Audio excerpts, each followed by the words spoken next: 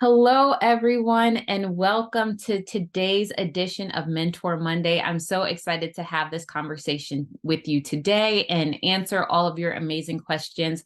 For those of you who are new here, my name is Christina Whittaker. I'm a speaker and leadership strategist. I partner with organizations on a consulting basis, looking to better engage their employees and workforces, but I also have a coaching practice where I work with professionals directly who are really looking to figure out what it means to be a paid thought leader and who are looking to get their answers and their questions answered in reference to transitioning into higher level roles and higher level of exposure. So I'm excited to have this conversation with you today. We started this Mentor Monday series as a safe space and a way for people to ask those questions that they may not be able to ask about what does it entail to become a paid thought leader? How do you get promoted after working several years within your organization? How do you basically tap into that next level that you're looking for in terms of your life and career in a way that really aligns with the vision that you see for your life? So I'm excited to join with you in this journey together. I open up questions for anyone who does have questions. So if you did not get a chance to submit a question ahead of time, you can always use the Q&A chat function on this particular screen and submit any questions, and I can answer them live. We don't have a huge list today, so we'll probably be able to make our way through. So really, if you do have any other questions, we should have enough time to be able to handle all of them. So you can go ahead and submit it in the Q&A chat function or just send a chat and we'll get started. But without further ado, we are going to begin today's session with Martina. And Martina says, I've been at my company for 5 years and I've just been overlooked for a promotion that I believe I deserved. While this would have, While this would have been a little uncommon since it was off cycle, I technically did everything that was required to earn the role.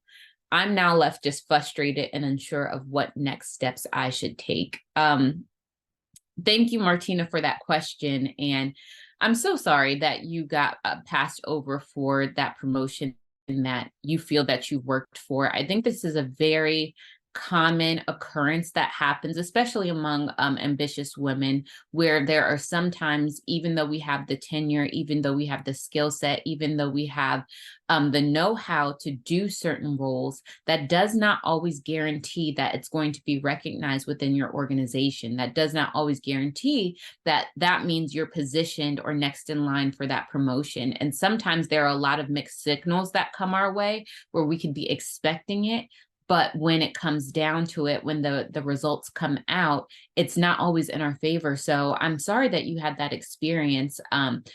But I do think there's some options that you have in front of you right now in terms of determining where you would like to take this, what you would like to glean from this experience, though unexpected. How do you use it as fuel in going forward and really going forward towards what your goal is?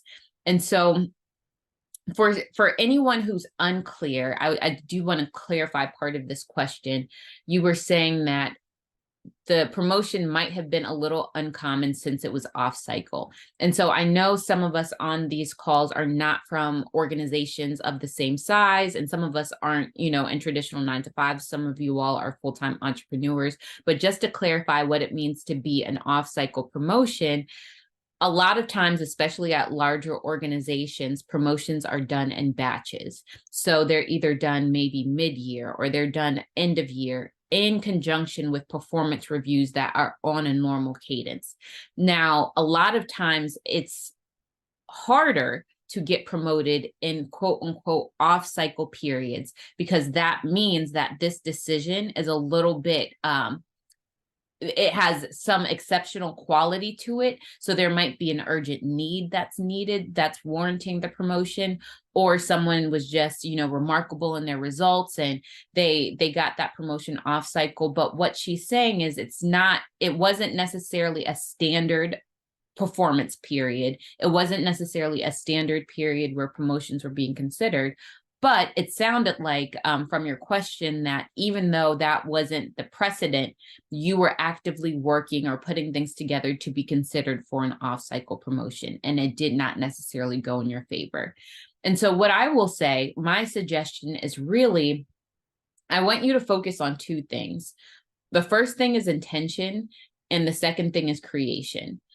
When I say I want you to focus on intention, I think you need to be very clear about defining your company's intention as well as your own intention. And I'll clarify. First, I want you to be very clear and very realistic about what you believe your company's intentions are in reference to you, your career there, your tenure there, and the way they see you progressing. The reason why I want you to be incredibly clear about your company's intention, because sometimes we can have this idea in our minds that we're ready for a promotion, we're ready for the next level, but not all organizations have the intention of promoting in the same way. For instance, some organizations lean a lot more heavily on promoting externally, so meaning opening up these roles and sourcing them externally. Some people only hyper focus on certain departments. Some people unfortunately have favorites, right? Where you have to be ingratiated with the decision maker in order to be merited or to warrant a promotion. There are so many different intentions that an organization can have in reference to promotions that I would hate for you to craft this huge plan and go through all of these hoops and efforts for an organization that does not share your same intentionality. So without knowing where you work, without really knowing the nature of what you do, I would, as much as possible, even if it means writing down on paper, even if it means start engaging in, just some research discussions about how does your organization typically handle promotions? Are they the type that typically does source from internal? Are they the ones that for off-cycle promotions, you have to do something way above and beyond?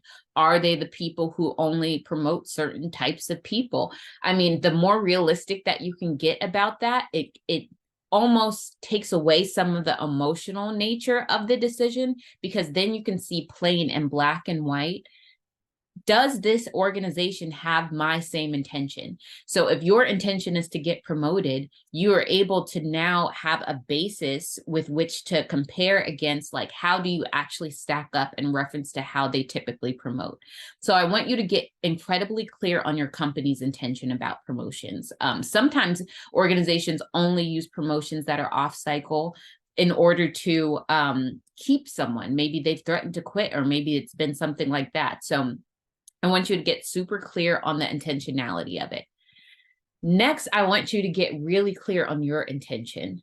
What do you actually want to get out of this promotion? What is in it for you? And the reason why I want you to get very clear about that is because once clarity is there about why you're actually drawn to the promotion, more opportunity actually falls into your lap. So for instance, are you looking for the promotion for greater financial security? Are you looking for the promotion for a title bump? Does this promotion give you access to people that you currently don't have access to? Does it give you credibility that you don't feel like you currently have? Are you able to develop a skill or develop a quality or a leadership role that you can't technically do right now that you would be able to do with this particular promotion? Are you just someone who feels like they've gotten enough out of their current role and they're looking for another opportunity to grow? Whatever it is, whatever that intentionality is for you, I want you to be clear about that. And then with that intentionality, I then want you to really assess, is this promoted role the only way you can get your intentions met? So for instance, is there a lateral move that's available? Or, are there options outside of your organization that you might want to entertain? Are there other mechanisms in which you can get those intentions that you kind of line out on paper? Are there other ways to get those intentions met?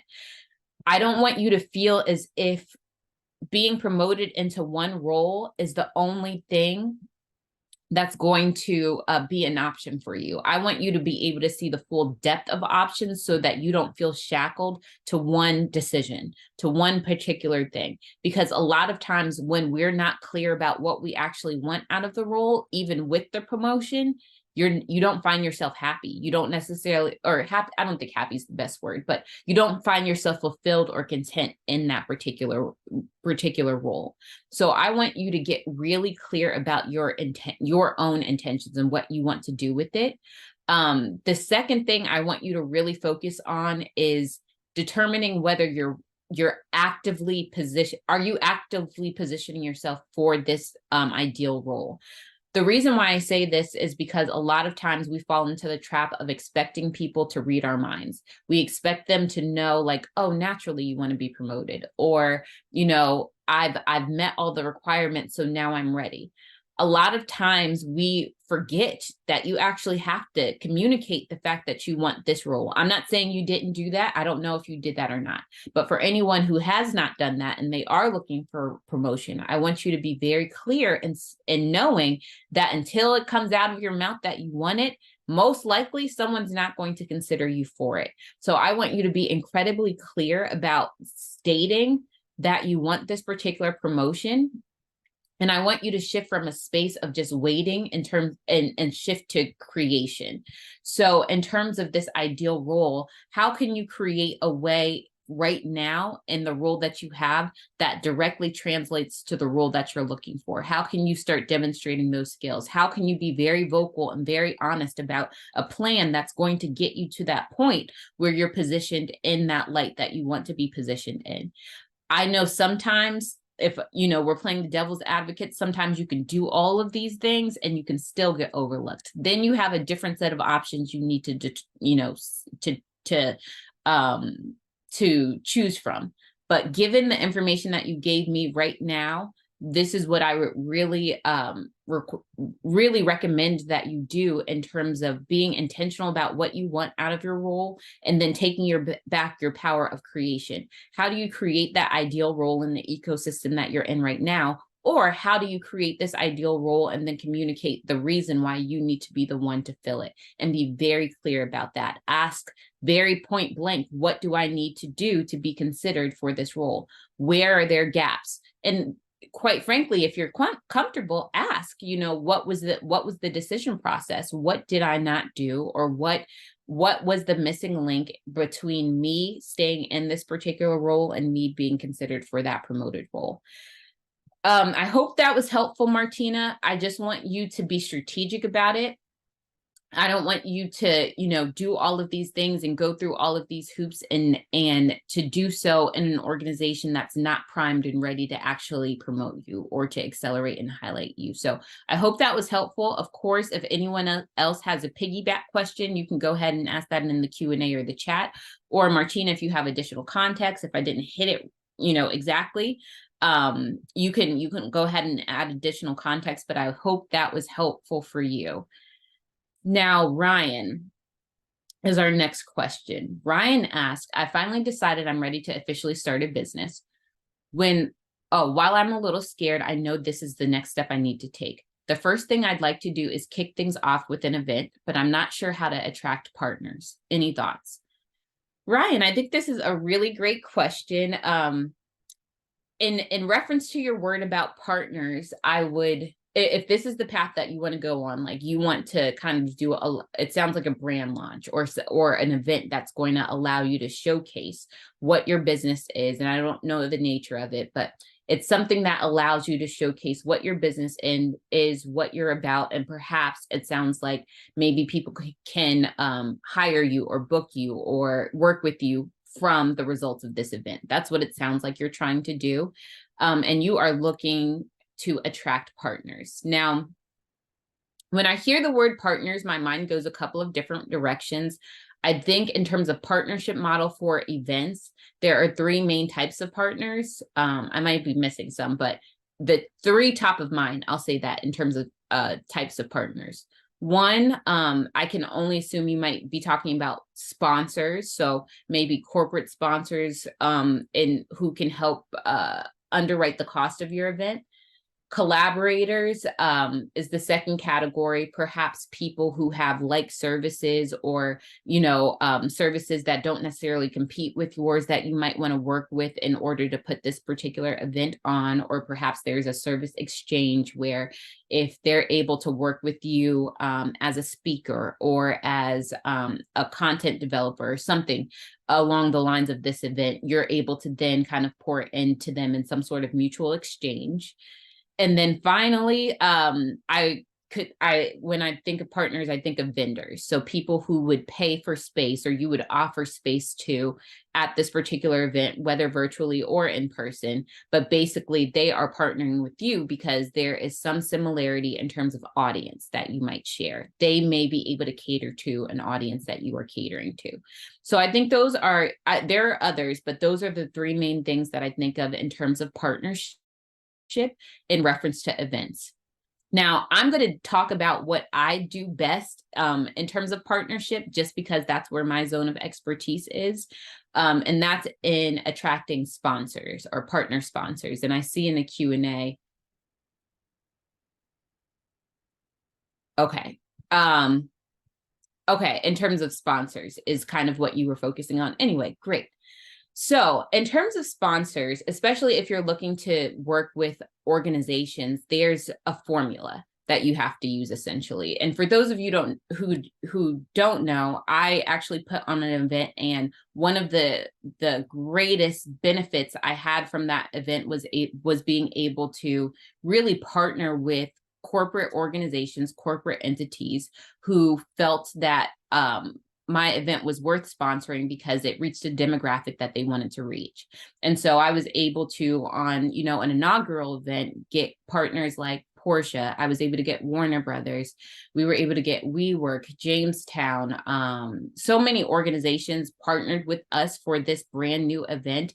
And I really put that success to me forcing myself to put together something called a sponsorship pitch deck.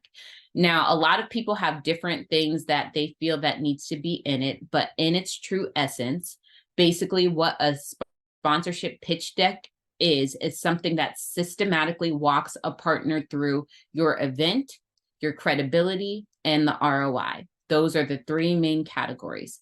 Now, when I say a pitch deck, I mean any method that you can get through this particular conversation. That might mean slides, that might mean, a formal conversation, that might mean a phone call, that might mean a website that describes it. It might be a one sheet of different partnership options.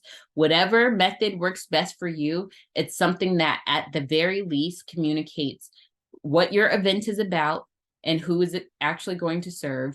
It's going to talk about your credibility, or at least your organization's credibility, why someone would actually partner with you. And finally, it's really going to encompass what's the ROI. What do I get out of this agreement if I were to partner with you? And so I think going through this particular method, and, with my clients, I go more in depth about this, but with this method, if you hit those particular categories, that's really going to help you get a great head start to talking about the merits of your event. So if this is something that's new, if this is something that's very much in the ideation phase, I would force myself, ask yourself a series of questions that makes you go through each of those categories, because what's it going to do? It's going to help you center and focus on the benefits of of the event, but also it's going to allow you to better communicate and translate to your audience what they're getting out of it, as well as corporate sponsors, what they're getting out of it too. At the end of the day, no organization is going to partner with you unless they see a return on their investment. Unless there is something they're getting out of it, they are not going to partner with you, because that's kind of money down the drain, right? And so your job, the onus on you as the event creator, is to really position this as an opportunity. What is it that they're getting with you that they can't get elsewhere, or that they wouldn't be able to get using the mechanisms that they currently have? There's so many creative ways in order to position yourself in that gap, but what you're essentially doing is filling a need. How does this particular event fill a need or reach a demographic or do something that allows them to get amplified in a way that's going to best benefit not just their reputability as an organization, but potentially, this isn't always the direct correlation, but potentially their profits as well. And so, like I said, it's called a pitch deck, but it can take many forms. It could be, like I said, a PowerPoint or like a Canva presentation. It could be a website. It could be just a PDF document or a one sheet that explains it. But I want you to get really clear about what the event is about and who is it serving, your credibility and the ROI. If you're looking to work with collaborators from a speaker side or doing a service exchange of some sort, I think that's a whole different conversation. Sometimes that's a very helpful method when you are trying to get larger numbers. For instance, if you're starting from a smaller following, or you're concerned about marketing, or you're like, how do I get people in the room? A lot of times, if you have mutual relationships with people who offer related services, but not necessarily the same service, it's helpful. That can also convolute your message as well. There's an up and a downside to that. And so I would say if you go that route where you are collaborating with people, be very strong in what you are offering and the benefit that your event is providing before you start engaging in those conversations, so that you don't find yourself in a space where you're taken advantage of, or you're not able to have the extent of control that you're looking to have over your particular event. I hope that was helpful in terms of talking about your event. I wish you the best of luck. I think that's actually the first question someone has asked in reference to events on these calls. So great question. Thank you for bringing that up. That's something that we haven't necessarily spoken about yet. So that's great. All right. Connie is next. And Connie is saying, I've been in business for quite some time, but I've never done business with companies. How do you get large contracts?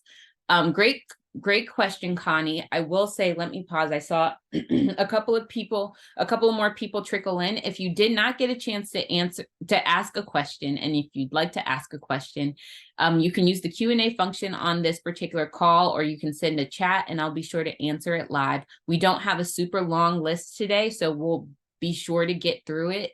So if there is an additional question or a piggyback, let me know, and we can talk. But Connie states again, I've been in business for quite some time, but I've never done business with companies. How do you get large contracts?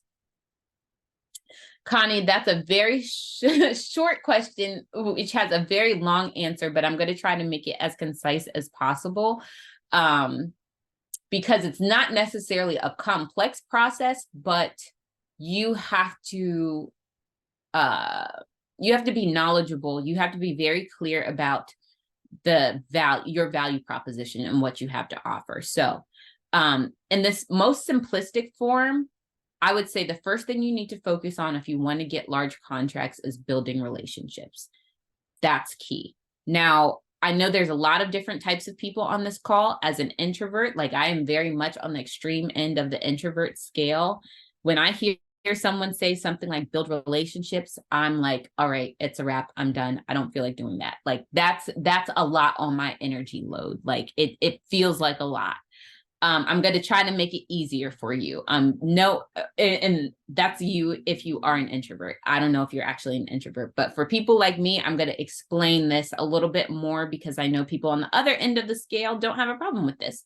But in terms of relationship building, I think sometimes where we run into walls, especially if you are in traditional corporate 9-to-5 sectors and you're just getting into the space, or even if you're in this space and this is not your forte, a lot of us being just ambitious in nature are very intentional with our actions, right? And so if you're going to build a relationship, you're doing so because you feel like there's going to be value or something out of it. There's going to be something that you can benefit from, and likewise something that the other person can benefit from. You want to engage in something that's going to be mutually beneficial, and if there's not a mutual benefit, typically we don't engage at all. So definitely projecting here, but what I would say is, in terms of relationship building, instead of putting so much weight and pressure off of just one interaction or one conversation or one meeting, what I would say is think about your relationship in terms of the whole longevity of what it is right now and what it could be. So in terms of just intentional relationship building in reference to large contracts, what's going to serve you best is understanding who you need to build relationship with. Not everyone can make a decision that's going to lead you to a large contract. Some people will say they can help you and they don't have any help to give at all. Some people will say they will introduce you or be kind of a bridge to get you into spaces, and they don't have the courage to actually send that email intro. They don't have the follow through. That happens a lot. So as you're building relationships, one of the main things you're going to want to do is understanding who you need to build relationships with. In essence, you need to build relationships with buyers, people who have the decision-making authority to actually approve a large contract or some sort of agreement. Large is relative, right? With my clients, we're always looking for 5- and 6-figure contracts. That's the main thing. We have a few who have reached the 7-figure mark, but when we say large, we mean something that's going to warrant a sit down conversation, something that's a little bit larger than an expense that could just be, done with the credit card or, a very low threshold. So you have to know the buyers in the industry that you are working in. If you're in the speaking industry, who are the event planners, or who are the heads of departments or organizations that are looking for speakers? If you're in something that's a little bit more close to an actual product or service, like, do you need to go through a procurement process, or who are the partners that actually make the decisions? So I want you to get clear about who it is that you actually need to build relationship with, who actually holds the purse, who is the buyer of those of that service or product. After you figure out the landscape of who's the typical buyer, then it's about positioning yourself to be in the same spaces as those buyers, where relationships can organically happen. LinkedIn is going to be your best friend, especially if you're someone who is new to this, because you're able to see a bunch of different positions and a bunch of different people. You're able to have organic reactions to things because people post all the time. You can see what they like. You can see, where their needs are. You can see if there's any synergy in terms of background experience or future vision. Whatever it is, it allows you to better develop relationships and have a better standing, as opposed to just coming cold to someone. And so after you figure out who the buyers are, after you start positioning yourself in those spaces where those buyers are, then the onus is on you to start identifying a need. You're going to want to schedule something called a discovery call. And I'm like truncating this a lot. There's a lot of nuances and a little bit of pieces in between, but as simplified as possible. After you start building the relationships, you're going to want to invite someone to do business with you. That's what a discovery call is for. It's basically for them to meet you, for you to meet them, or for you to, have a follow-up conversation if you have not already met them or you don't have that interaction. And on that call is when you start identifying needs. You start identifying where is it that they're struggling. Now, if you want like a more comprehensive breakdown, obviously I have sessions for that. I have programs for that. We can talk about that, but the onus is going to be on you to figure out a need. You're going to have the conversation. This might be a series of conversations. This may be just one conversation, depending on who you're talking to, but you're going to identify the needs. After you identify the need, you are then going to start ideating or creating, or ideally you have already created this, a way to fill that need. A way to fill that need could be a service that you're offering. It could be a package of some sort. It could be a product, whatever it is. You need to be able to position yourself as the solution to that need, if it makes sense, if that's something that you offer. And then obviously, as as you're positioning yourself as the solution to that need, you have to have pricing ready. You have to have a way for people to actually hire you. If you have this great conversation, let's say with Coca-Cola, and you've identified the need and you're saying like, oh, I can solve this problem. And they're saying, yes, great, let's go forward. If you don't have pricing, if you don't have a package, if you have no way to invoice them or to actually collect funds or money, then you've just dropped the ball, right? And so understanding the need is going to be important, but more so understanding how you can best solve the need and how do you quantify the need for them in a way that's going to allow you to attach pricing that is large scale, that does allow you to have those 5, 6, 7-figure opportunities. That's what you need to focus on. That was a super truncated version of what needs to happen, but those are the main steps in terms of positioning yourself for large contracts. Of course, if you are asking for a little bit more nuance, with my clients, I give them basically the rundown of the questions that you should ask during this discovery calls. What do you need to know? How do you quantify the needs? How do you figure out what solutions that you need to offer? How do you package yourself? How do you make sure you're not underselling yourself? How do you communicate and basically have that conversation that's needed, that's going to lead to a large scale contract? I will say sometimes that means walking over some of the smaller opportunities, right? Like sometimes it's saying no to the immediate need and seeing the greater need and presenting that as well. Like, do you have eyes to see that? And so without knowing a huge background about what your business is about or, you know, what you have to offer, I hope you're able to glean some of the main talking points from that as a way forward, as a way to start really having those conversations about what those next steps may look like. What I've learned more than anything about working with these organizations, especially companies, like major companies, is that there is money out there, right? Like there is money to spend.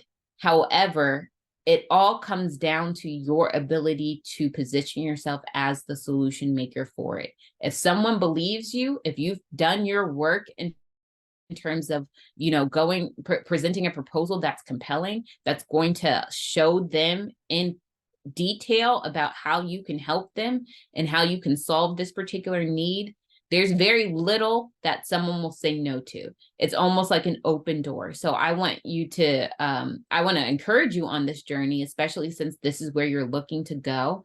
But I also want you to not feel as if this is something that's insurmountable. It's very much doable, but it also takes consistency. You're going to have to go through a lot of no's to get to maybe one really big yes. Especially with working with companies, right? And it's also a timing game because right now companies are planning for 2024, right? Like you might be trying to get into something that before the end of the year and their focus is already shifted to next year. And so understanding the cadence of how contracts are done and how they're granted is going to be important, but I hope that's helpful and at least gives you a great starting point, Connie. Thank you so much for the question. All right. And once again, if you have additional questions, you can go ahead and put it in the Q&A. We are down to our final 2. And so I'm going to be sure to look at it. But if you have anything piggybacking, I'll be happy to answer it live. If there's something that you want advice on or guidance for, we will go through that. But next we have Leslie. Oh, this always touches my heart. But Leslie says, I was recently laid off from my job and I'm trying to figure out my next steps. I'm usually known as being the one who has it all together, strong in career, faith, and income. Now I'm not so sure anymore. While this wasn't completely expected, I also don't want to waste this opportunity to really put thought into what comes next. Any thoughts?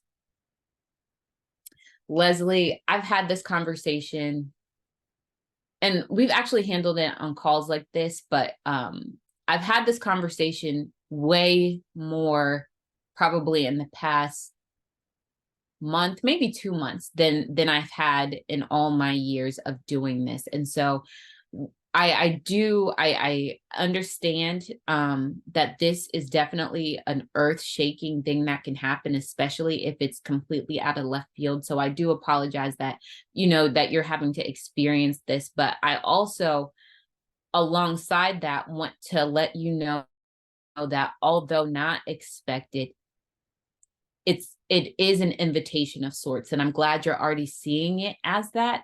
It's really an invitation to take stock and reflect on crafting a next step that's going to best meet your needs for where you're walking into.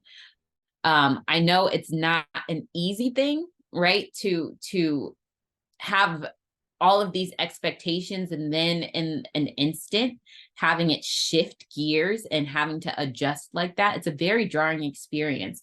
And I know I've shared my story before, but that's basically what got me on this road. I was faced with the layoff. I did not expect it. I went into an office one day and they asked if they could, no. I was coming off of vacation. They asked if they could meet me at the end of a Monday, the day I came back. I had an odd feeling about it because it was very out of character.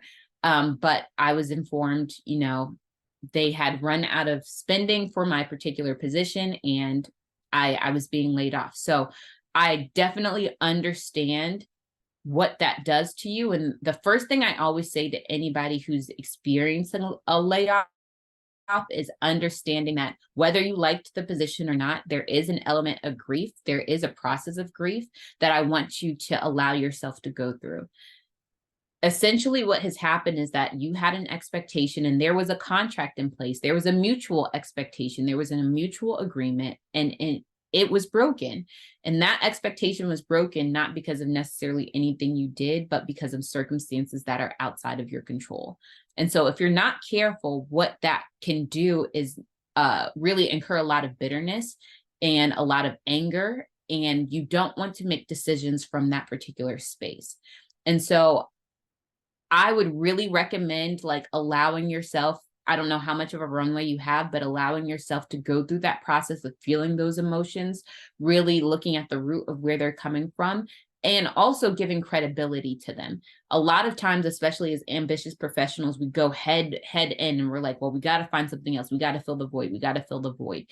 And while that can take time, I think your time is better used at sitting with it for a little bit. And this is very anti what I typically am. I'm like, get it done, fix it, make it right. But there's a beauty in sitting with what just happened and really allowing it not to consume you, but seeing that it's not going to define your way forward. It's not going to be the story that's going to come out of it. You're going to be able to craft something that's even more beautiful. So allow yourself to actually go through that process. So I would say first, go ahead and whatever, that looks like for you, grieve what happened, but also start making steps into finding out, where is this now allowing you to go? Where is this now opening a door? Something that I want to really emphasize is that there's also probably going to be a need, especially if you're an ambitious professional, to do some work in unraveling your identity from your job. I know for me, what was so annoying were the most common questions during the process of me trying to figure out who I was outside of a workplace, who I was outside of the job that people envied or the fellowship that people envied.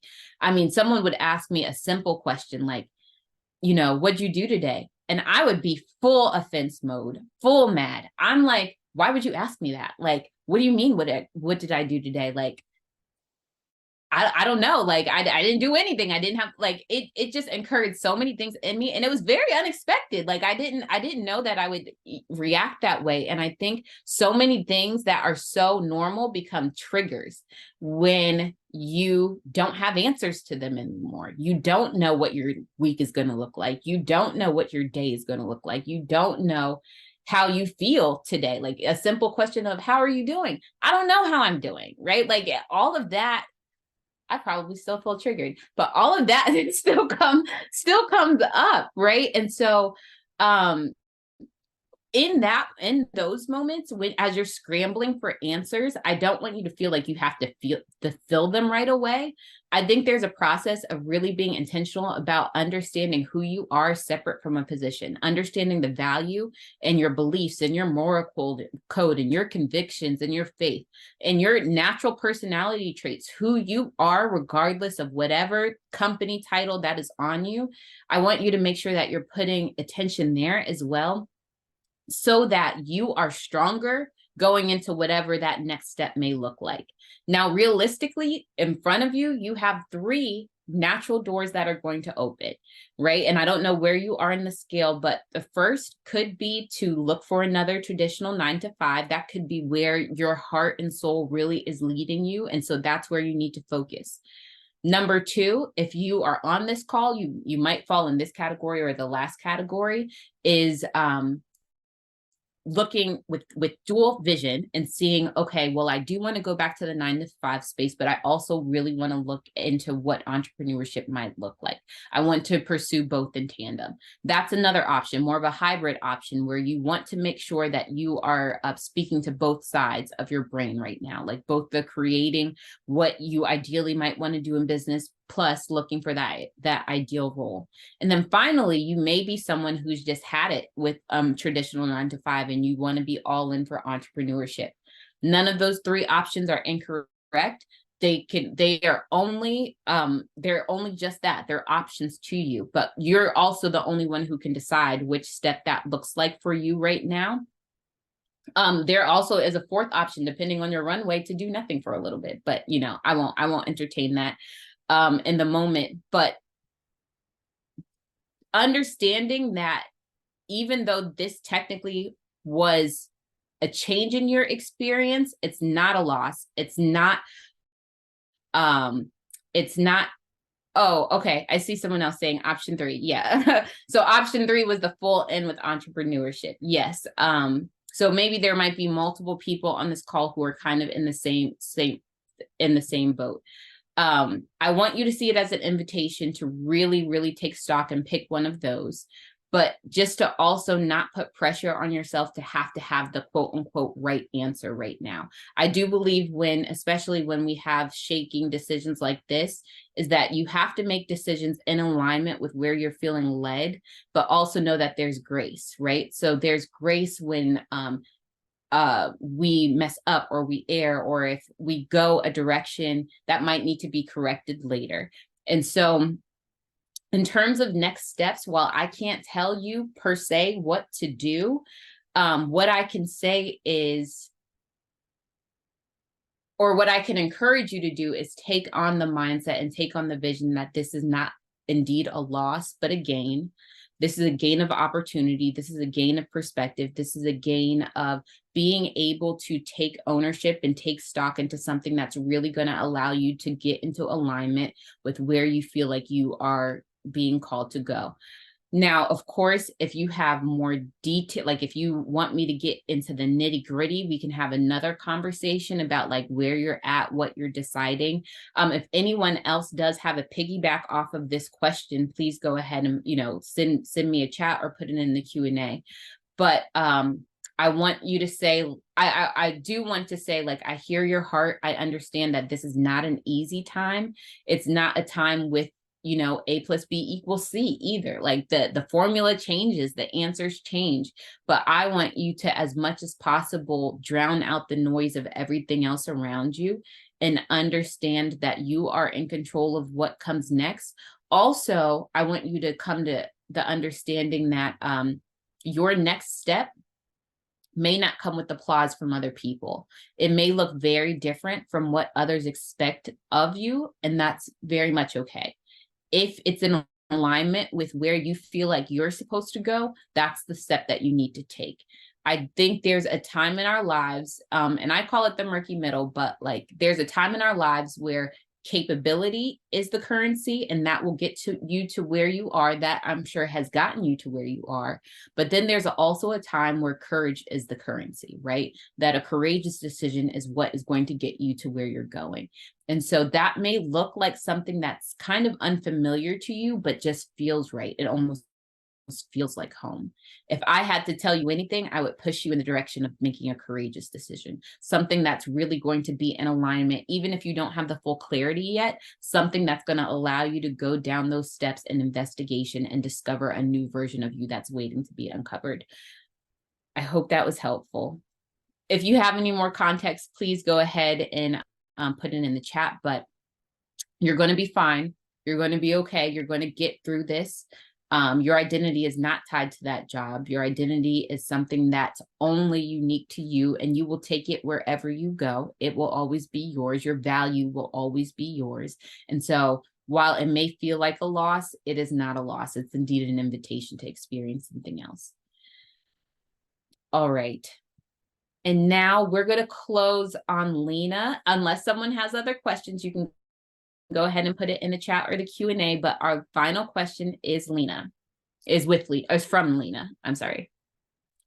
You've talked about personal branding and its importance, especially for people who are looking to break into paid thought leadership. I'm going to be honest, I just don't feel like I have the time to devote to building a platform between work and family. I'm pretty senior at my company and it takes a good portion of my time, but I do think this is something I'd eventually like to do. Any thoughts on how to proceed? Lena, great question. And I think a lot of people find themselves in this role where you're comfortable, right? Like you have the things that you need to have. And so making this transition seems like an option to you at the moment. Here's what I'll say. And I think I'm going to be totally honest, because I think this is where faulty thinking comes in. I believe when we're pricked with these notions or they're in our head, especially as ambitious women, we're very quick to dismiss them because they don't look like something that we've thought about before. They maybe haven't been something that's been around a lot of the time. And I think I've talked about this before, but the newness of the vision does not equate or does not necessarily correlate to its credibility. Just because it's new doesn't mean it's not urgent. Just because it's new doesn't mean it's not credible. And so what I will say, and this is something I firmly believe, that there is a cost to waiting. I think as we're waiting, as we weigh our options, we feel like waiting is neutral. Like waiting for the right time or the perfect time is something that's that doesn't have a positive or a negative. It's just something that we're doing. But I differ, and I actually believe that there's a cost to waiting. There's something in business called an opportunity cost. Basically, what an opportunity cost is, it's a cost that you are incurring as a result for not taking an action. So in essence, it's almost a hidden cost. So for instance, I'm going to try to explain this in simplistic terms. If I'm choosing what I want for lunch today between Chick-fil-A and McDonald's, and if I choose Chick-fil-A, there was a cost to not going to McDonald's. The cost is I don't get to have their, what do they have there? McFlurry or something like that. I don't get to have their salad, or I don't get to have their chicken nuggets. Like, though, that is a cost. Even though I did choose Chick-fil-A, there was a cost to not going to McDonald's. And so similar, I know that was a simplistic example, but similar to the decision of whether to proceed or not in terms of really investigating what it means to use your voice on a next level, there is a cost to waiting. It is not neutral. There are lost opportunities. There are lost experiences. There are lost development opportunities. There's lost time. There's lost income. There is a cost. And so I want to be very clear, because I don't think people actually put enough weight on that. They feel as if there's nothing to be lost if they wait, because it does not shift their experience one way or the other right now. But there is a cost whether you realize it or not. I just want to be very clear about that. Understanding that sometimes we get into the mindset of, feeling, especially if we can't put a clear vision to it, that we don't need to take steps. And that's not true either. what I'm hearing is that there's a clear longing. So there's a clear desire, but there's not a clear vision. But also, I want you to understand that a lot of times, especially when things are to this extent, that's probably in alignment with your purpose, alignment with where your actual calling is in life. Vision will not clear up until you make a decision. And that decision needs to be like, I'm going to pursue this. I'm actually going to go down the steps of discovery. I'm actually going to start like reading the book, signing up for the classes, asking myself the tough questions, having conversations about what this could look like. That's when clarity comes, is after the decision. I get it. It's counterproductive to probably everything that's made you successful to this point. I didn't understand it myself, but what I do know is making a step in the dark, taking that first step to just start itching that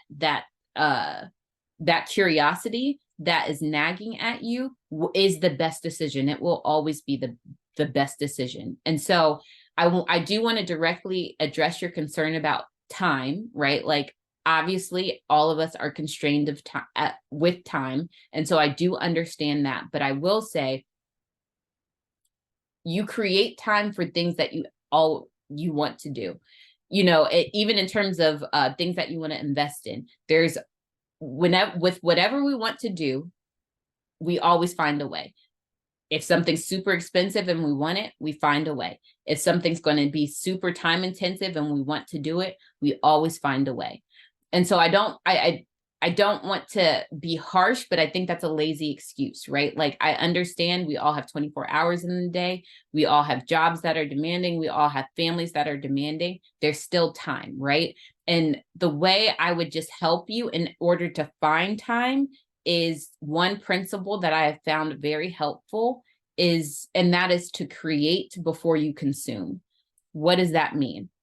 Before you dive into looking at social media, before you listen to the news, before you listen to all these things that take up our day, we spend a good portion of our day consuming. I want you to dedicate time to creating.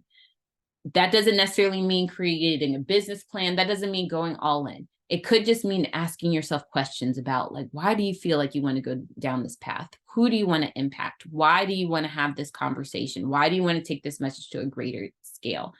Making time to create before you are inundated with messages from everyone else is going to accelerate you way further in terms of your thought process of what it's going to look like to be intentional about crafting a thought leadership brand or being a paid thought leader. That thoughtfulness is where your originality is going to come. It's what's going to allow your voice to stick out from a crowd, as opposed to succumbing to what everyone else is doing and being someone who just locks in step, as opposed to being a disruptor. We want your voice to disrupt. We want it to stop a pattern. We want it to turn around or elevate or redirect something, right? And so I want you to be intentional about carving out space, even if it's 15 minutes at the beginning of the day, even if it's, 5, whatever it is, hack into that space where you can be a creator and allow yourself the time and the hard task of just sitting with it. Even if it's 15 minutes and nothing comes out of you, that's 15 minutes well spent, because you're developing a habit that's going to serve you later on. And so be very intentional about that. But I also want you to reattach this sense of urgency. I've heard it the past week, and that's probably why I'm kind of on 10 with it. Like, so this is not directed towards you. This is not directed towards you. This is just in general. Understanding that we don't have all the time that we think we have to create what we're supposed to create. It's not owed to you. It's offered to you, right? And so it sounds like you have a creation that you want to act on, and it sounds like you understand the parameters in which it needs to get done. I challenge you to step up to that plate and to create that time and to create that space to really being intentional. That could look a lot of different ways. That could look like you spending the first 15 days just in creation. That could look like you hiring a coach. That could look like you going to YouTube University. That could look like you going to a conference. That could look like you coming to these, like doing webinars or master classes. Whatever that looks like for you, make the time. Find the time.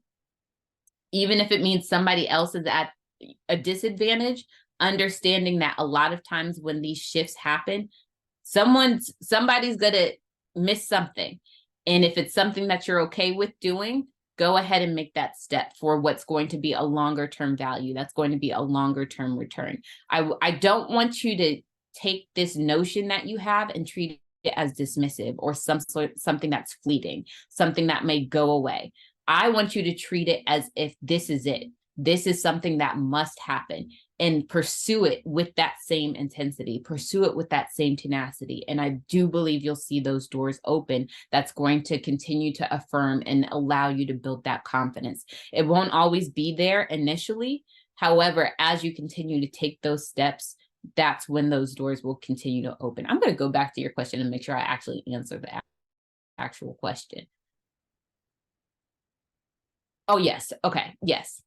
All of what I said actually does answer it, but I do want to give you some practical tools about what, like defining this preparation period. I'm not going to call it waiting, because I think waiting has a connotation of not doing anything. So even in your finite time, I want you to understand that there are still things that you can do. So you could engage in market research. What is market research? That's basically looking to see what services are out there. Who's talking about what you're talking about? What are the places that they're going? What are the conferences that they're at? Where are they talking? Where are they finding these groups? Just getting market research to get savvy in terms of the industry that you're about to get in. Start having conversations with people in those particular industries. Start, kind of throwing out there what it is that you want to do. Of course, you don't have to do anything that's completely proprietary, but start having those conversations and start seeing what people are repeating back to you to figure out like how they're translating the ideas in your head. And also, during this time period, relationship building can be key. Start just meeting with people, especially if you have a position that you can leverage to just, meet people in industry. Start being intentional about who you're talking to and who those conversations are around and what value are you offering. If you have friends and family, maybe even test out on them, like what can be done in order to really start preparing you, because waiting sounds as if you're not doing anything. And I do have an issue with that. And so I want to give you some tools that you can use as you're preparing, as you're gathering, as you're readying. Readying is maybe the better word rather than waiting. As you're readying for this next level, those are just some little things that you can do to occupy your time and to get you off on a really strong start. But I do thank you for that question, Lena. I appreciate everyone who asked a question today. We are close to time. And so if there's no other last minute questions, I'll go ahead and close out. But I want to thank you all for your time and attention. These were super great questions. I actually didn't think we were going to take the hour, but I'm a talker, so I can fill up some time. I hope this was helpful to everyone. And if you do have other questions, I'll be certain to answer them. We are going to meet again. Thank you for the comments. Thank you so much. I'm so glad this was helpful. We are going to meet again, not next week, but the week after. We're going to keep the bi-monthly cadence. So invite other people that you think might really benefit from this. I want to make sure that we have just this touch base and this access to the community so that people's questions are answered. And I also want you to be courageous about these questions. I know we had a few today. We usually have a little bit of a surplus, but my surplus is running low. So go ahead and ask the questions, and we'll make sure to get to them during our Mentor Monday sessions. But with that, I wish everyone well. I hope you have an amazing week, and I'll see you next time.